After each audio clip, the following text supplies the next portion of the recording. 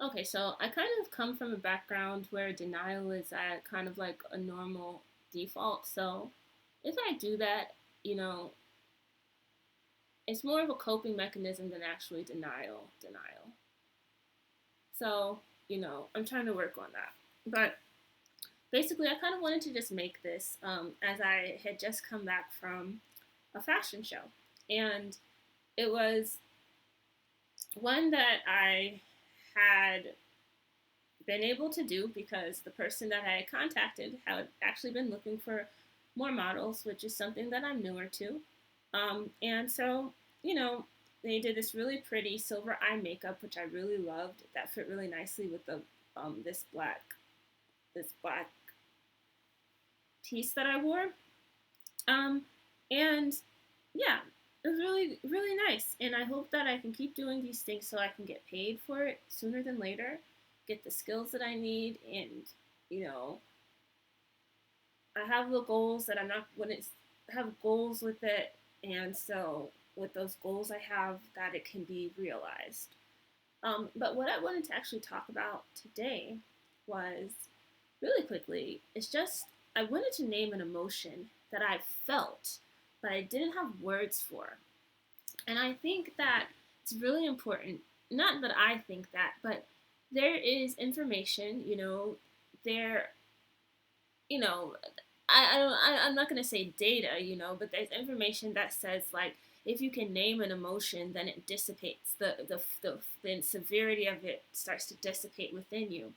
And so I want to do that because it's actually a lifetime experience of rejection, a lifetime experience of rejection and a transference of feeling worthless.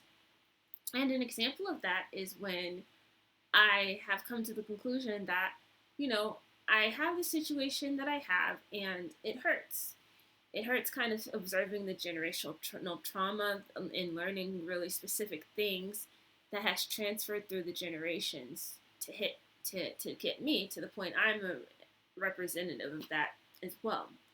And I might sound vague, but all I'm just saying is that I had a birthday yesterday and I had people close to me, close enough to me, send a nice text message or call or friend call. And I had my father not call, not text, and it's not that I was really expecting it because it's kind of something that I had happen for many years already. Um, but for many years, I did not name. And one time, I'll have in these videos I have to post too. I'm gonna have to post the different experiences I had, and part of the reason, a big part of the reason why my father is the way that he is. And look, I'm not separate. I am my father. I am, grandparents. I am grandmother. Grandfather, and I only have actually one grandparent on this side, and I actually know why. And it's not something. It's kind of something that's requires therapy first before getting on the internet to talk about it. Deep therapy.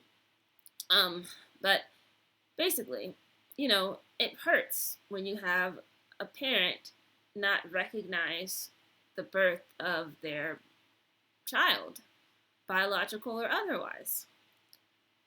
And I think I just want to name that hurt that I feel. I want to name the feelings of worthlessness that it transmits, of saying that you're not worth acknowledging, you're not worth celebrating. And this has been for many years now. And even for a stretch when I had to kind of pull away for about 10 years, and he didn't really try to remedy the abuse as a child or just different things, this was really not any different. But I think that as I'm working on going through a healing journey, I, I start to see the different things that we have inherited and understand the importance of the awareness, the naming things, and the need to get professional help. And obviously, that doesn't ensure that things will improve, but that increases the chances that they can. Um, and so, yeah, it hurts. It hurts a lot. It hurts quite a bit because what it makes me feel is that um, I'm not worth it.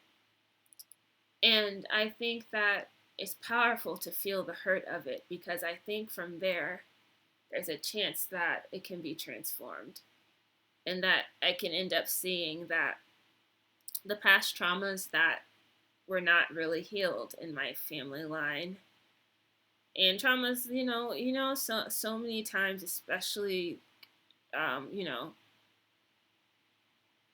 for example, I'm reading about like, um, forced unions between enslaved people to produce children, to produce product, essentially. We all know about the R word, and and it's it's even it's there's even more than that. But this is an example, and they may even do this with relatives. Relatives may even do this with one another.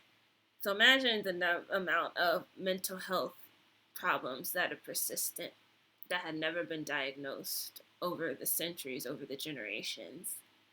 I often say that black people are crazy. That includes me. And I don't even say it in an ableist way. I try not to say it in an ableist way. I say it in a way of seeing the horrors people experience and how can that not cause a mental break if your body survives, and how does that not cause sickness, more severe sickness. So that's all I want to say right now. Um, I I want to get something to eat. I want to place one foot in front of the other. I don't have, the life I desire just yet, especially being a late bloomer, but I want to chart this journey and this path and just kind of be where I am and go from there. Okay, all right, thank you for listening and signing off. Until next time. Thanks.